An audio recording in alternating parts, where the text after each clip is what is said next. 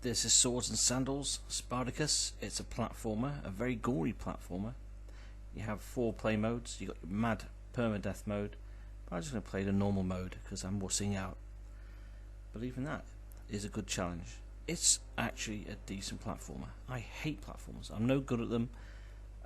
Since year dot, I've not really been into them. It's a game genre that I really suck at, more than racing games, and racing games I'm just as bad at.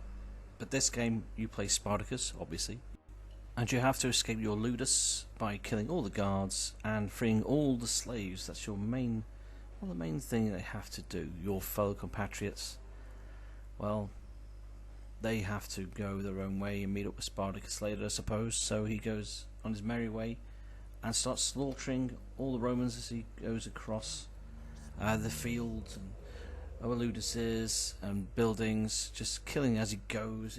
It's a pretty gory game. It's one of these games that puts platforming kind of on the map because it's really old school, which isn't a bad thing because the old school ways of doing a platformer were much better than they are today. There's no hand holding, you know. This game is pretty simplistic. When you're freeing the slaves, you get rewarded. You can do special kind of old school stuff, you know, like jump steam vents, drop through floors, and of course use special moves on your enemies. Conan style sword to the head is always good. Collapsible and non-collapsible columns, you know, over waterfalls and precipices. Collecting throwable weapons, which are pretty cool in this game. Enemies are varied. Some throw boulders, some throw javelins, spears, anything they lay their hands on, or what they're currently going around with. Usually it's something totally deadly. There are things here that just really do get on your nerves, you know, like little glitches like that. But the glitches are very few and far between. What is pretty cool is where you can take out your enemies using a spear. It's very satisfying, especially when you see its gory results. Pretty cool. Climbing to reach the next level will lead you to an upgrade screen. You give us all hope. Firstly, you'll get a list of everything you did right or wrong, how many slaves you rescued, how much treasure you found, the scrolls, etc. And the time it took to finish that level. You can then use that to upgrade your character on the upgrade screen.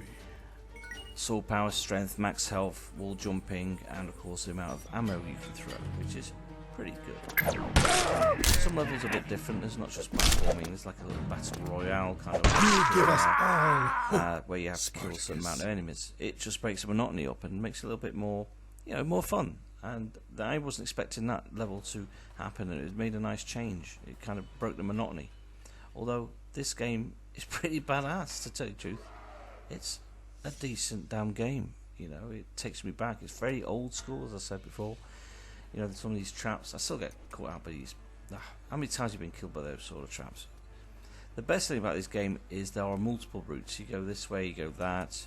So you can go either underground with secret passageways, or you can go long routes. Sometimes you have to go a certain route, and that can be a bit of a bummer. But the level design's so well done that you never tire of climbing ropes, edging past rock cliff faces, traversing through collapsible bridges. Yeah.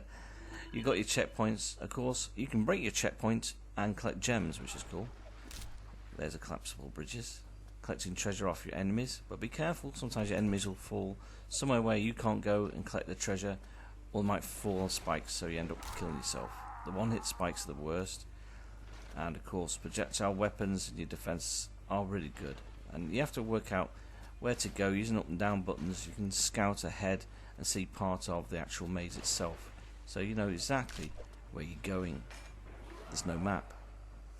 Well, there wasn't for me anyway. This game is definitely a lot of fun.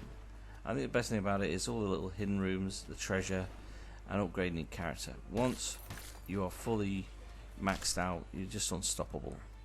But again, it's a lot of fun. The traps are genius. Level design is well done. Minor glitch here or there, but apart from that, it's a really decent game. The enemies get tougher as you go along. Trust me, this is only, it's not even halfway. It is difficult, and it can be a decent challenge. You will die a lot in this game. So here, when you're Super Spartacus, the game gets really interesting because you can kill enemies so much better. with style and looking really great. The game's sound, the weapons, the throwable weapons, everything's excellent about this game. The way it looks, the music, the voices, excellent. Even Spartacus will love this game. Definitely worth a buy. Brilliantly brutal. You give us all hope, Spartacus.